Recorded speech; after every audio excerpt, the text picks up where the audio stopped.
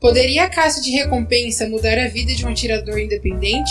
Ou será que a busca pelo conhecimento e o cuidado com a criança é que transformará a sua vida? Para entendermos como isso pode acontecer, devemos saber o que o Beskar não compra, e é sobre isso que falaremos no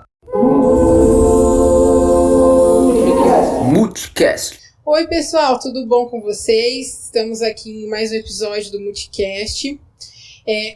Sou a Giovana, a estudante de Direito da Toledo e monitora do grupo de estudos de Direitos Humanos. Quem está aqui comigo hoje é o Fer. Fala, Muters! É uma honra estar aqui em mais um Multicast. Me chamo Fernando Xavier, sou monitor do grupo de competições de processo penal, também sou monitor do grupo de Direito Penal Econômico e do grupo de estudo de Teoria do Delito e Direito Penal. É uma honra estar aí com vocês mais um dia. E também a Lô está aqui hoje com a gente, fazendo parte desse episódio incrível. Oi, gente, muito feliz de estar aqui com essa mesa de pessoas incríveis. Eu sou a Lorena, também sou monitora do grupo de competições de processo penal e espero que vocês estejam gostando. E também, não menos importante, a Isa também está fazendo parte aqui do background, acompanhando, ajudando a gente. Fala um oi, Isa. Oi, gente, tudo bem com vocês? Como diz o Daniel no último episódio, se vocês ainda não assistiram, vão lá ver. Boa tarde, bom dia, boa noite, dependendo aí da hora que vocês estão ouvindo a gente. Espero que vocês gostem muito. E como que vai funcionar o episódio de hoje, galera? A gente, como a Isa disse, no episódio anterior, a gente tratou sobre o livro Como o que o Dinheiro Não Compra. E hoje a gente vai relacionar esse livro com a série de Mandalorian.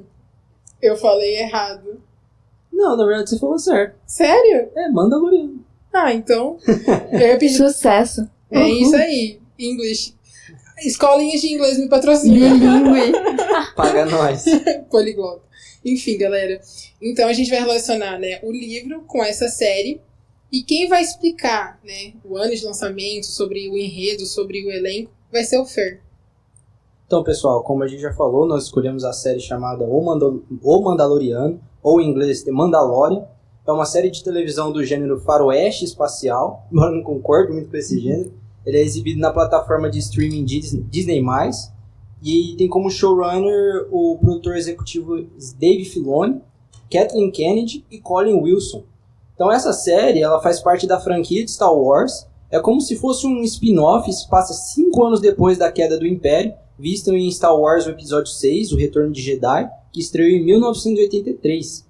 Então a série ela é estrelada pelos atores Pedro Pascal, Gina Carano, Nick Nolte, Giancarlo Esposito, Emily Swallow, Carol Weathers, Omid Apatow e vários outros, só nomes muito importantes e que já fizeram parte de outras séries e vão fazer parte de outras séries, como Pedro Pascal, por exemplo, está gravando agora para a série do The Last of Us, já gravou Game of Thrones, então é um dos nomes mais cotados hoje em Hollywood para participar de séries. Então a série é muito bacana.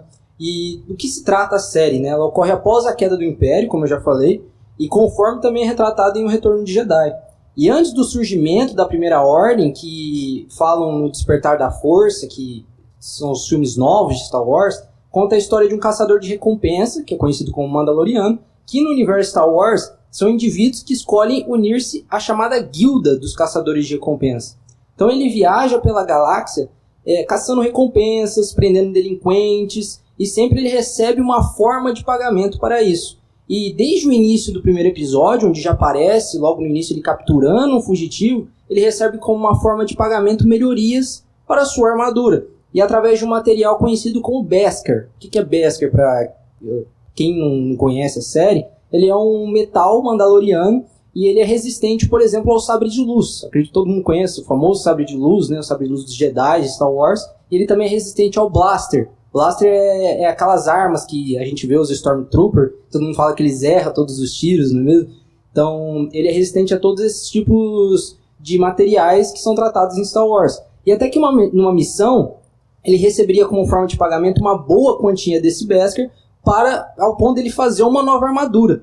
Então ele acaba encontrando um ser misterioso que precisa de ajuda como forma do serviço desse Beskar, para ele receber esse Beskar, que na primeira temporada fica conhecido como The Child, ou a criança. e depois da próxima temporada ele é conhecido como Grogu, você descobre o nome dele, mas para muitos ele é conhecido como Baby Yoda, que ficou muito famoso, vendeu vários bonecos, a galera gostou muito mesmo da ideia. Nossa, tinha Baby Yoda até Yoda, sei lá, na igreja. Foi um absurdo de sucesso. Vendeu muito a ideia. Qualquer coisinha tinha um Baby Yoda. Até um adindinho. Cara, até no The Sims fizeram um bonequinho pra você ter lá no The Sims. Absurdo. Observação, eu nem assisti e eu já sei quem é o Baby Yoda. Eu adoro, achei ele um fofo. Eu também mandei a figurinha dele hoje pra agir. Se fizesse um crossover do Baby Yoda com o Dobby, nossa senhora. Aí eu assistia, certeza. Ia todo mundo comprar a ideia. Então, e em uma missão em que o Mandaloriano ele tinha sido pago para capturar e entregar uma encomenda, ele encontra essa criança, mas ele decide não entregá-lo e protegê-lo. E aí, ao decorrer da série, ele busca saber mais sobre as origens do Grogu, sendo constantemente perseguido por Moff Gideon, que representa o velho império que havia sido destruído. Então, pessoal, depois dessa explicação do Fer, a gente vai relacionar alguns pontos da série com o livro do episódio anterior. Então, reiterando, é muito importante que vocês escutem o episódio anterior para vocês poderem entender o episódio de hoje. Senão, tudo que a gente falar aqui não vai fazer sentido nenhum, vocês vão ficar perdidos no ar. Então, assistam, tá muito bom o episódio anterior. Tá mesmo. Várias perguntas sem respostas, vários questionamentos. Tá show de bola. Alguém quer falar? Posso começar? Pode começar. Eu só vou fazer um adendo assim de uma parte que me chamou a atenção e me tocou, na verdade, duas partes. Que é esse cuidado que ele tem com o Baby Yoda, né? O The Child. Eu achei isso incrível, porque ele até mata o droid. O droid queria matar esse ser que eles não sabiam quem era. E esse cuidado, esse do Mandaloriano não querer matar o The Child, pra mim foi assim, sensacional. E é muito de encontro com o livro, né? Porque o dinheiro não compra o amor, não compra o carinho, não compra o afeto. Então isso pra mim pegou demais. E outra coisa é quando, eu não sei falar o nome dele, mas é Quill. Aquele bichinho que ensina ele a andar num burg. Isso mesmo. Então, essa parte também pra mim foi uma parte muito interessante. Logo no primeiro episódio que esse Quill ele fala pro Mandaloriano assim: você é um Mandaloriano e você vai conseguir andar assim nesse animal. E aí com calma, com paciência, com perseverança, ele entende que as coisas não são na força bruta, né, de você conseguir aquilo por uma dominação, por exemplo. Isso também foi uma coisa muito interessante que eu vi, assim, mexeu muito comigo. Algo que eu achei muito interessante também, é que você vai vendo isso no decorrer da série, é que sempre é uma troca de favores. Principalmente pelo fato dele ser um caçador de recompensas, as pessoas só de olhar pra ele já sabem isso. Então, um exemplo, a nave dele quebra e ele vai pra uma pessoa que conserta a nave. Aí ele fala assim, quanto você quer cobrar por isso? Se você, por exemplo, levar tal pessoa para outro planeta, tal lugar, que um exemplo que eu dou, ele leva uma espécie extraterrestre lá para um outro planeta, para que ela possa ter os seus filhos, ela fala, aí eu não cobro nada. Então sempre há essa troca de favores. Um exemplo que tem também, que ele acha uma pessoa com a mesma armadura dele, de um Mandaloriano, ele fala assim, se você me ajudar a derrotar tal criatura, eu devolvo a armadura para você. Então a série fica muito interessante, pois há essa troca de favores, essa troca de moeda. Então, e desde o início fica evidente que o Mandaloriano, ele em nenhum momento ele abre mão da criança. É até um pouco engraçado porque ele realiza o serviço que ele havia sido pago de entregar a criança para o Moff Gideon, os capangas do Moff Gideon, mas aí ele recebe o Beskar, ele vai lá na forja, cria uma nova armadura e usa ela contra os caras para buscar a criança de volta. Então é fantástico e mostra como desde o início ele tem esse carinho pela criança. E no decorrer dos episódios, quanto mais você vai descobrindo sobre o Grogu, o Baby Yoda, você fica tão fascinado dele, mas você também percebe que em algum momento ele vai embora, sabe? Você vai sentir uma falta dele e você já tá sentindo, sabendo que algo tá cada vez mais perto, sabe? E hoje você disse que tá assistindo a série, né? O que você tá achando? Você tá gostando? Olha, como eu comentei antes, eu nunca fui muito fã, né, de Star Wars, dessas coisas assim mais geek, mais nerd. E O meu primeiro contato com o mundo Star Wars, eu achei, assim, demais. Eu, inclusive, quero terminar a série porque eu achei muito legal, de verdade. Uma coisa, assim, que eu fui ler depois pra mim ver, é que eles falam muito pouco dos nomes dos personagens. Mas eu acredito que é justamente porque, como é um spin-off, então você já tem que conhecer, vamos dizer assim, os personagens. Mas, assim, a dinâmica da série, você não precisa saber quem é quem, porque você entende o que tá acontecendo ali. E uma coisa que eu assistindo, assim, eu falei, nossa, o Mandaloriano me lembrou muito da Maisie, do Lucifer, porque ela também é uma caçadora de recompensas. E eu acho que o sentimento que os dois me passam é esse sentimento de sempre estar buscando essa troca, porque talvez eles nunca receberam isso. E eu achei isso muito legal, porque mostra mais uma vez que o dinheiro não compra a felicidade, o amor, o carinho, a amizade de ninguém. Então, por mais que eles façam esse favor, por mais que tenham essa troca, o dinheiro não pode comprar isso. Então, eles têm que estar sempre fazendo isso. Eu vou me meter aqui agora. Agora que você falou da Maisie, Gi, eu acabei lembrando de uma passagem, porque na série eles explicam, né, na série Lucifer, que os demônios não têm alma, porque eles não são capazes de amar. Entretanto, a Maisie, ela começa a sentir a necessidade de ter uma alma. E ela começa a sentir a necessidade de gostar e criar afetos. E aí, depois de um tempo, ela cria essa alma, mostrando que, na verdade, ela foi capaz de se transformar e passar a ser aquilo que ela queria. E tudo isso não foi através do dinheiro, né? Então a gente consegue relacionar. Eu acho que um ponto chave nisso é o fato da criança, porque no caso do The Mandaloriano foi o Baby Yoda, e no caso da Maisie é a filha da Chloe. Então, assim, talvez seja retratada ali a pureza das crianças, desse amor puro, desse amor inocente. Eu acho que, além, né, do amor, da amizade que o dinheiro não compra, eu acho que a inocência e a pureza no coração. Então, pra mim, me remeteu muito a esses sentimentos. Fazendo uma associação também com o que vocês falaram, tem um jogo de PlayStation 4 que agora vai virar uma série, vai lançar em 2022, chama The Last of Us. E ela se passa num mundo meio apocalíptico, sabe? Fim do mundo e tudo mais. Não é meio vírus zumbi, é um vírus que causa um problema na cabeça das pessoas, sabe? Tipo um Resident Evil. Tipo isso, exatamente. E a série o jogo conta a história de um personagem em que ele também é pago para buscar uma encomenda, só que quando ele chega lá é uma criança.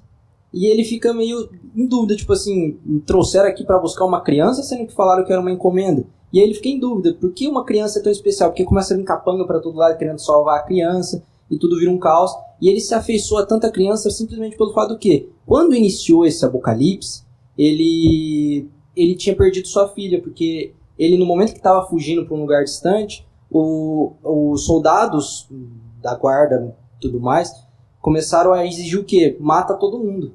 Está vivo, está morto, mata todo mundo. É a ordem do governo. E, do nada, ele chegou e falou, senhor, o soldado, né, chega e fala pro superior dele no rádio, senhor, tem um homem e uma criança aqui. E aí dá pra ouvir no áudio. Pode atirar. E aí, nisso, ele sai correndo e a filha dele acaba sendo atingida. Isso é bem no início da história. E aí ele perde a filha dele. Então, no decorrer da série, ele vai se afeiçoando à criança lembrando da filha dele. Então, é exatamente o que você falou em relação às crianças, né? Mostra essa pureza e tudo mais, e o que realmente o dinheiro não compra, né? Ai, gente, eu vou me meter de novo. Agora, eu acabei lembrando de uma passagem de Harry Potter. Eu sei que já foi o episódio do Harry Potter. E antes de qualquer coisa, você é muito bem-vinda. Ah, obrigada. Então, se vocês gostarem muito de Harry Potter igual eu gosto, e o Fer, que ele tá até com uma blusa do Harry Potter aqui na minha frente, vão ver o episódio. Mas eu acabei lembrando, o Harry, ele veio de uma família muito rica. Ele tinha muito dinheiro. E eles mostram isso desde o primeiro filme, desde o primeiro momento, quando ele chega lá no Gringotts. Mas aí ele se afeiçoa com duas pessoas que não são pessoas ricas. Ao contrário do Malfoy, que se ele fosse se associar por amizade em questão de dinheiro, ele teria se associado com o Malfoy tranquilamente.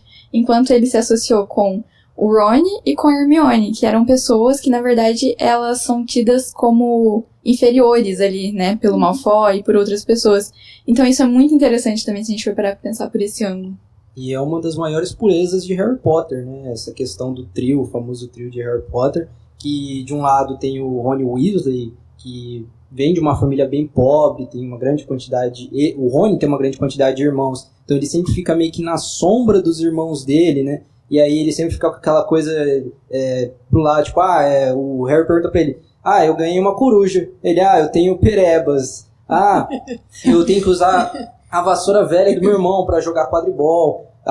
Eu não comprei uma varinha nova, enquanto o Harry tinha uma varinha nova, ele ia lá e ganhava, por exemplo, a que era do irmão dele, que era antiga, porque o irmão dele ganhou uma nova. Então, e a Hermione, por outro lado, que era considerada pelo mundo bruxo como uma sangue ruim, né, que é muito tratado no filme, e que, mesmo assim, o Harry o tempo todo permanece ao lado dele. Vocês falaram de Harry Potter e me veio algo, eu acho que talvez hoje, assim, é muito importante a leitura, né? E muitas vezes, eu acho que, será que o incentivo da leitura é o prazer específico ou o que ela pode gerar, né? E vocês falando sobre o Harry Potter me lembrou eu com 13 anos lendo Harry Potter e, meu Deus, o que tá acontecendo aqui, né? Ela só tem palavra, mas era uma coisa muito doida. Assim, eu fiquei muito impressionada quando eu li os primeiros livros. E era o prazer puro da leitura, e não uma leitura que ia se transformar num artigo, né, Fer? Acho que com a pesquisa a gente começa a ler muito para uma finalidade, né? Eu me peguei nessa pira há um tempo atrás. Será que eu tô lendo por prazer, pelo ato, ou porque isso tem que reverter em alguma coisa? E acho que Harry Potter é isso, com todo mundo, né, que leu, eu acho. Eu acho muito interessante a gente ter chegado a esse ápice de assunto, porque me lembra do livro no sentido da comercialização. Exato, sim. Porque hoje a gente pensa tanto em comércio, em propaganda, em ter aquilo, ter aquele outro, ter o melhor celular, o melhor carro, a melhor casa, a melhor calça, a melhor tudo. E a gente esquece das coisas mais importantes, que é o sentimento. Então por isso quando a gente fala da Maisie, quando a gente fala do Mandaloriano, a gente tá falando a sentimentos. Por quê? Porque hoje em dia é tão pouco falado nisso, é tão pouco apresentado sobre isso, que a gente só pensa no quê? Como a Lô disse no primeiro episódio. Um sucesso, ter uma carreira frutífera, sair da faculdade ganhando rios de dinheiro. E a gente esquece do mais importante, que é a simbologia do presente, de você lembrar da pessoa e falar assim, nossa, comprei isso porque você gosta disso. Você comprou aquilo porque a pessoa é importante pra você e você lembra disso. Então, eu acho que a gente falando tudo isso é o que me remete. É a falta de sentimento no mundo atual. A famosa sociedade líquida, né, que o Bauman chama. Sim, as relações. É realmente isso que você falou, Gi. Infelizmente, a gente vive num momento muito crítico da história, né, que falta muita solidariedade nas pessoas. Sim. Infelizmente o mundo está muito acelerado, vamos dizer assim, né? Todo mundo está com muita pressa, todo mundo está muito ansioso. A gente vive num momento que eu sigo a professora Paula Bico, né, grande amiga nossa do Sala Criminal. Perfeito. Maravilhosa. E ela fala que vivemos num momento em que temos que estar produzindo toda hora, todo momento a gente tem que estar produzindo alguma coisa, que senão a gente se sente inútil. Então é aquela verdadeira sociedade líquida, tudo tem que ser apressado, tem que ser muito rápido. Então, é exatamente o que você falou. E principalmente eu falo isso em relação à solidariedade. Conversando com um amigo, só pra encerrar o assunto, né? Uma vez conversando com um amigo... Sessão terapia, vamos, gente, tô sessão gostando. terapia. Porque esse assunto é realmente que mexe com os nossos sentimentos, né? E uma vez conversando com um amigo meu, inclusive ele faz psicologia, e ele falando assim, cara, surgiu assim no meu grupo lá de amigos psicólogos a seguinte questão: qual é, né, o nosso verdadeiro desejo? Qual que é o nosso desejo? É ter uma carreira bem sucedida? É ser rico? Ou é ser amado? Ou é ser parte da sociedade? É ser visto? É você ser humano, ser visto como um ser humano? E cara, quando eu escutei isso, eu falei, poxa, é isso. Às vezes a gente necessita que o outro veja a humanidade em nós. A gente pode ver a humanidade no outro, mas muitas vezes o outro não vê a humanidade em nós. E eu falei, cara, é isso. Então, eu acho que a série representa muito isso. Eu acho que o livro representa muito isso. A falta de humanidade. E alguém tem mais pra falar? Algo que eu achei muito interessante também no que você falou e que remete à ideia nunca se venda, né? Nunca venda o que você acredita, nunca venda os seus ideais. Um exemplo disso é no Mandaloriano. Ele podia muito bem ter recebido uma boa quantia de Beskar, que nós mencionamos, mas ele poderia continuar a vida dele, ganhando mais Beskars, poderia trabalhar novamente para a galera do Moff Gideon, mas não, ele acreditou no ideal dele, lembrou daquela criança e falou, nossa, será que aquilo é o certo a fazer? Não é mesmo? O Harry, que a gente falou de Harry Potter, o Harry em nenhum momento ele poderia ter falado, eu tenho bastante dinheiro, posso deixar o Rony e a Hermione de lado e andar com o Malfoy, por exemplo, que também tem bastante dinheiro. Mas não, ele não vendeu os ideais dele, mesmo o Malfoy no primeiro filme oferecendo a mão pra ele, né? Falando, você não quer andar com a pessoa errada, né? Eu posso te ensinar isso. Então, eu acredito que essa é a principal ideia. Não venda seus ideais e acredite naquilo que você acredita, né? Essa frase do Fer me lembrou um dos meus poemas favoritos, de um dos meus poetas favoritos, que é o Paulo Leminski, que é um trecho de um poema dele que fala: isso de querer ser exatamente aquilo que a gente ainda vai nos levar além. E pra mim é algo que eu penso todo dia, e talvez a gente não vai chegar além amanhã, mas que a gente tenha em mente e busque ser aquilo que a gente fazer aquilo que a gente acredita, que pode demorar 10, 20 anos, mas vai chegar. Pessoal, infelizmente, porque esse assunto tá uma delícia. Sim. Hoje a gente vai terminar por aqui. Eu queria que vocês comentassem, né, o que vocês acham sobre o tema. Vocês acham que a humanidade precisa mais de sentimentos? Ou vocês acham que não, que tá tudo bem, que é assim que deve ser? E uma questão que me surgiu agora. Demonstrar sentimento é ser fraco?